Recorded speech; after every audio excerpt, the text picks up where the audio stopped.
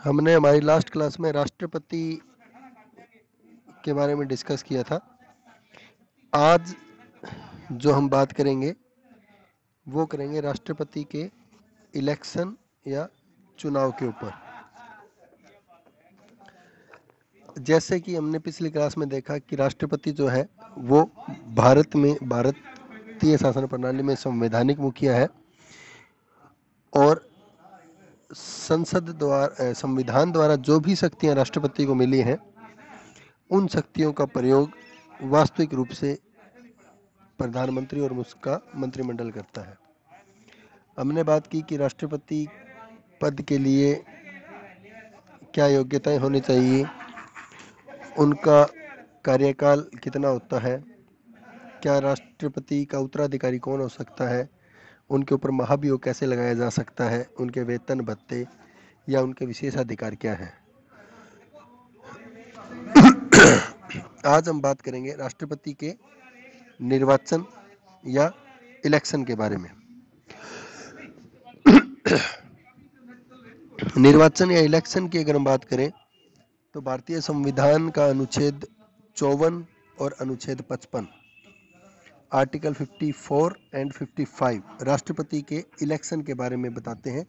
राष्ट्रपति को चुनने के लिए जो चुनाव प्रणाली अपनाई गई है उसके बारे में बताते हैं। उसके अनुसार ये कहा गया है कि भारत का जो राष्ट्रपति है उसका चुनाव इनडायरेक्ट रूप से, अप्रत्यक्ष रूप से एक निर्वाचक मंडल के द्वारा किया जाएगा। तो जो निर्वाचक मंडल होगा उसमें कौन कौन शामिल होते हैं?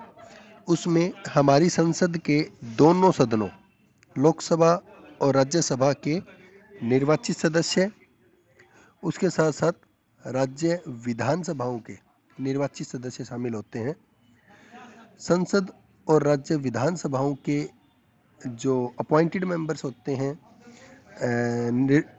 जो मनोनीत मेंबर होते हैं, वो राष्ट्रपति के चुनाव में भाग नहीं लेते।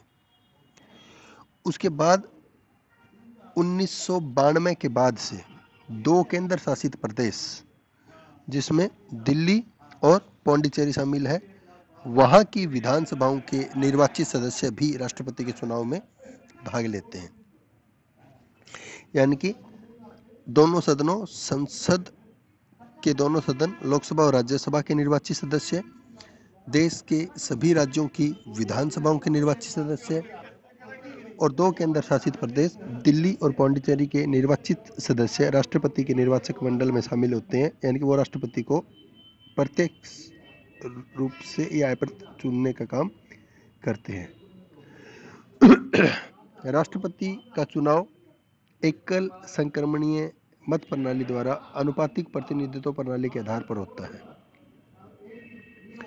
अब अगर उसमें चुनाव की अगर बात करें तो बात ये आई कि जब राज्यों की विधानसभाओं के सदस्य या लोकसभा के सदस्य या राज्यसभा के सदस्य जो राष्ट्रपति चुनाव में भाग लेते हैं और प्रत्येक व्यक्ति अपने मत का प्रयोग करता है, तो वहाँ पे अगर ये हम देखें तो क्या होता है कि अब स्टेट जो है, कोई स्टेट छोटा है, कोई स्टेट बड़ा है, किसी के स्टेट में निर्वाचित सदस्य काफ़ी कम है।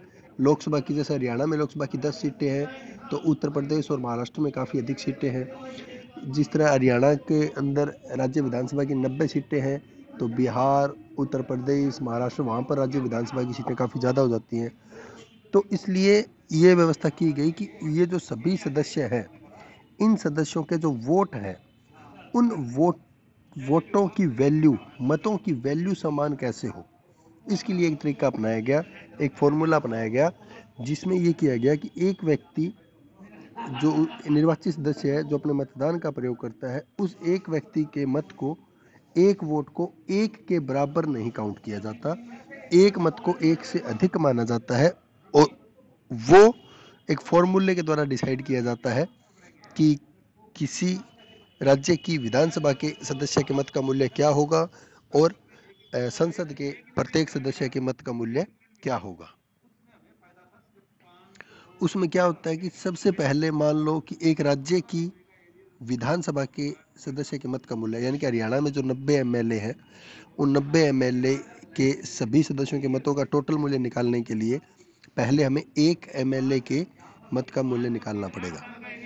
तो एक एमएलए के मत का मूल्य निकालने के लिए क्या होगा कि जो उस राज्य की टोटल जनसंख्या, जैसे हरियाणा की टोटल जनसंख्या है, उस टोटल जनसंख्या को उस राज्य की विधानसभाओं के निर्वाचित सदस्यों से भाग दे करके और उसको 1/1000 से गुना करेंगे तो किसी राज्य की विधानसभा के एक सदस्य के मत का मूल्य निकलेगा। यानी कि मान लो हरियाणा की टोटल जनसंख्या मान लो 2.5 करोड़ है, तो 2.5 करोड़ डिवाइडेड बाई विधानसभा के निर्वाचित सदस्य 90 हैं, 90 गुना में 1/1000। इसको अगर हम सोल्व करेंगे तो सोल्व करने के बाद जो भी उत्तर आएगा वो उस राज्य की विधानसभा के यानी कि हरियाणा के एक एमएलए के मत का मूल्य होगा। अब उत्तर आने के बाद अगर शेष 500 या 500 से कम होता है तो जितना उत्तर आता है उतना ही मत का वैल्यू या मत की कीमत मानी जाती है, और अगर शेष 500 से अधिक हो जाता है तो जो उत्तर आता है उसमें एक ऐड कर दिया जाता है और मत की वैल्यू एक प्लस हो जाती है। यानी कि जैसे कि बुक में जो फॉर्मूला दे रखा है जिसमें कि मान लो मुंबई का मतलब वो दिया हुआ है टोटल जनसंख्या महाराष्ट्र की, मुंबई महाराष्ट्र की, तो उसमें महाराष्ट्र की टोटल जनसंख्या को उसके विधानसभा के 208 सदस्यों से भाग करने के बाद 1/1000 से भाग किया तो जो उत्तर आया वो 100 आया, 239 शेष बच गया। तो इसमें 239 जो शेष है वो 500 से कम है, इसलिए वहाँ के एक एमएलए के मत का मूल्य 100 माना जाएगा, यानी कि एक वोट को 100 के बराबर काउंट किया जाएगा। इसी प्रकार एक एमएलए के मत का मूल्य मान लो निकाल लिया, यानी कि हरियाणा के एक एमएलए के मत का मूल्य मान लो निकालने के बाद उसके मत का मूल्य आया मान लो कि 100, तो हरियाणा के 90 के 90 एमएलए के सभी एमएलए के टोटल मत का मूल्य कितना हो जाएगा 90 गुणा 100, यानी कि जो भी उत्तर आएगा 9000 वो उसके टोटल मत का मूल्य हो जाएगा। इसी तरह संसद के प्रत्येक सदस्य के मत का मूल्य यानी कि एक प्रत्येक सांसद के मत का मूल्य भी निकाला जाता है। उसमें यह किया जाता है कि जितने सभी राज्यों की विधानसभाओं के सभी एमएलए जो हैं उन सभी के मतों का कुल मूल्य निकाल के उसको संसद के दोनों सदनों के टोटल जितने भी निर्वाचित सदस्य हैं उनसे भाग देने के बाद जो उत्तर आएगा वो एक सांसद के मत का मूल्य होगा। यानी कि मान लो कि सभी राज्यों की विधानसभाओं के सभी सदस्यों के टोटल मत का मूल्य मान लो 74,940 है, जो किताब के हिसाब से बता रहा हूँ, कुछ भी हो सकता है ये। उसको टोटल जो सदस्य हैं दोनों राज्यों की विधानसभाओं के वो 750 हो सकते हैं, तो वो जितने भी सदस्य चुने हुए होते हैं हर बार उसको उससे भाग देने के बाद मान लो उत्तर आ गया 99, शेष बच गया 23/25। तो एक एमपी के या मेंबर ऑफ पार्लियामेंट के या सांसद के मत का मूल्य क्या होगा, मतलब 99, और अगर ये जो शेष है ये आधा या आधे से कम होता है तो मत का मूल्य 99 रहेगा, और शेष अगर आधे से अधिक हो जाएगा, आधा या आधे से अधिक होगा तो उसके मत के मूल्य में एक ऐड कर दिया जाएगा। तो इस तरह से जो निर्वाचक मंडल के सदस्य होते हैं राष्ट्रपति के निर्वाचक मंडल में उनके मतों की वैल्यू निकाली जाती है, यानी कि एक सदस्य के एक मत को एक से अधिक काउंट किया जाता है। वो इसलिए काउंट किया जाता है ताकि सभी सदस्यों के मतों में एक प्रकार से समानता दिखाई दे सके, सभी सदस्यों के मतों का महत्व या वैल्यू बराबर हो सके। अब बात आती है कि राष्ट्रपति का जो चुनाव होता है वो भारत के इलेक्शन कमीशन के द्वारा, चुनाव आयोग के द्वारा संपन्न करवाया जाता है। चुनाव आयोग केंद्र सरकार से विचार विमर्श करके राष्ट्रपति के चुनाव के लिए एक मुख्य निर्वाचन अधिकारी की नियुक्ति करती है। जो निर्वाचन अधिकारी होता है वो लोकसभा का या राज्यसभा का महासचिव होता है। एक बार राष्ट्रपति के चुनाव में निर्वाचन अधिकारी लोकसभा का महासचिव होता है तो अगली बार राष्ट्रपति के चुनाव में निर्वाचन अधिकारी राज्यसभा का महासचिव होता है। और राष्ट्रपति का चुनाव जो राष्ट्रपति चल रहा होता है, वर्किंग में होता है, उस राष्ट्रपति का कार्यकाल खत्म होने से कम 2 महीने पहले नए राष्ट्रपति का चुनाव करवाया जाता है। इसमें चुनाव आयोग मतलब मतदान की तारीख होना, नाम वापस लेने की घोषणा और अन्य जो है तारीखें उनका निर्णय करता है, वो डिसाइड करता है। इसमें अब ये है कि जो निर्वाचक मंडल के सदस्य होते हैं, जो राज्य की विधानसभाओं के सदस्य हैं, वो अपने राज्य की राजधानी में राष्ट्रपति के लिए मतदान करेंगे। तो जो संसद के सदस्य हैं वो संसद के सदस्य राष्ट्र की राजधानी या दिल्ली के अंदर यानी कि संसद भवन के अंदर मतदान करते हैं। अगर कोई सदस्य निर्धारित जगह पर मतदान नहीं कर सकता, मान लो कि केरल का कोई व्यक्ति है जो संसद का मेंबर है, लोकसभा का सदस्य है, और वो मतदान के समय केरल से लोकसभा नहीं पहुंच सकता या वहाँ पे वोट नहीं डाल सकता, तो उसे वोट डाले जाने के दिन से कम 10 दिन पहले चुनाव आयोग को सूचना देनी पड़ेगी और फिर चुनाव आयोग उसे अपने राज्य की विधानसभा में या अपने राज्य की राजधानी में राष्ट्रपति के मतदान के समय अपने वोट देने का मतलब व्यवस्था कर सकता है या अधिकार मिल जाता है।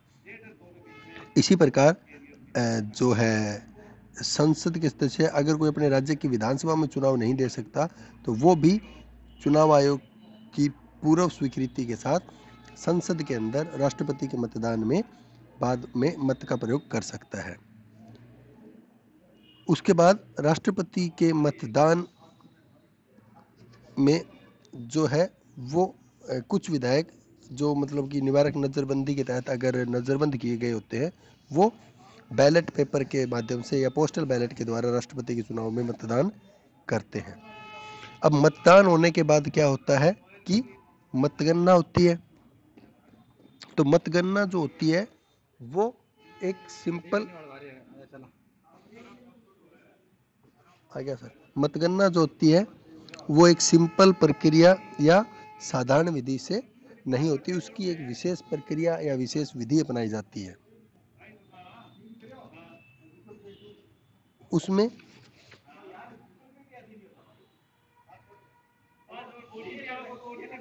उसकी विशेष विधि या विशेष प्रक्रिया अपनाई जाती है। उस विशेष विधि और विशेष प्रक्रिया के बारे में हम कल बात कर लेंगे। अभी फ़िलहाल कोई मीटिंग है, शायद मैसेज आ रहा है, तो अभी मेरे को जाना पड़ेगा। कल इसके चुनाव की विधि, मतगणना की विधि और उसके बाद जो इलेक्शन है उसकी आलोचना है, उन दोनों चीज़ों के ऊपर टॉपिक के ऊपर हम कल या फिर मंडे को बात कर लेंगे। ठीक है, वो डाल देंगे ग्रुप में, कोई बता देंगे आपको जो भी होगा। आज वाला समझ आया? चलो ठीक है, फिर मंडे को बात कर लेंगे। ठीक है।